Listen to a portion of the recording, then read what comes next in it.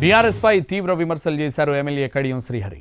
కల్వకుంట్ల కుటుంబం 10 ఏళ్ల పాలనలో కొత్త రకమైన అవినీతికి తెరదీసిందని ఆరోపించారు. లిక్కర్ కేసులో కవిత ఇప్పటికే తీహార్ జైలుకు వెళ్లిందన్న ఆయన, ఫార్ములా రేస్ కేసులో కేటీఆర్ కూడా రేపో మాపో జైలుకు పోవడం ఖాయమన్నారు.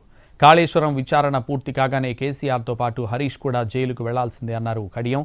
కేసీఆర్ ఫ్యామిలీకి 2014కు ముందు ఉన్న ఆస్తులు ఎంత, ఇప్పుడున్న ఆస్తులు ఎంతో ప్రకటించాలని డిమాండ్ చేశారు. అవినీతి చేసిన వాళ్లు, దళిత బంధులో కమిషన్ తీసుకున్న వాళ్లు కూడా నీతులు మాట్లాడడం హాస్యాస్పదంగా ఉందన్నారు కడియం.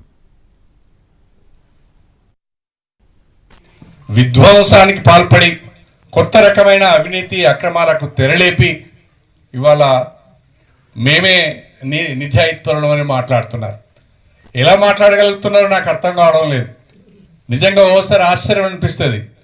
ఇవాళ కేసీఆర్ కుటుంబంలో, కల్వకుంట్ల కుటుంబంలో లిక్కర్ కేసులో ఇన్వాల్వ్ అయిందని చెప్పి, లిక్కర్ కేసులో కుంభకోణం జరిగిందని చెప్పి సాక్షాత్తు కేసీఆర్ బిడ్డ కవిత గారు ఢిల్లీలో తిహార్ జైల్లో ఎన్ని రోజులు ఉన్నదో మనందరికీ కూడా తెలుసు. అదేవిధంగా ఇవాళ కేటీఆర్ పైన ఫార్ములా ఈ కేసులో దాదాపు 55 కోట్ల రూపాయలు నిబంధనలను అతిక్రమించి మరి ఆ కంపెనీకి పే చేశారు. తద్వారా అనేక రకాలైన తప్పులకు పాల్పడ్డారని చెప్పి ఈరోజు ఆయన మీద కేసు అయింది. ఆయన కూడా రేపో మాపో జైలుకు పోయేటట్టున్నాడు. కాళేశ్వరం ప్రాజెక్టు విషయంలో కేసీఆర్, హరీష్ రావు గారు అనేక రకాలైన సాంకేతిక పరమైన ఇతరత్ర తప్పులు చేశారు. వాళ్ళను కూడా తప్పకుండా విచారించవలసిన అవసరం ఉంటుంది అని చెప్పి కమిషన్ ఘోష్ ఒకవైపు మాట్లాడుతున్నారు. అంటే కల్వకుంట్ల కుటుంబంలో ఉన్న కేసీఆర్, హరీష్ రావు, కేటీఆర్, కవిత అందరూ కూడా వివిధ రకాలైన కేసులలో ఇరుక్కొని జైలు ఉచ్చులు కొంతమంది లెక్క పెడితే రేపో మాపో జైలు ఉచ్చులు లెక్క పెట్టడానికి మరికొంతమంది సన్నద్ధం అవుతున్నారు.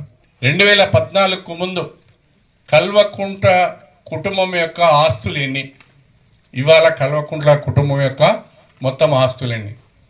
ఆనాడు పదుల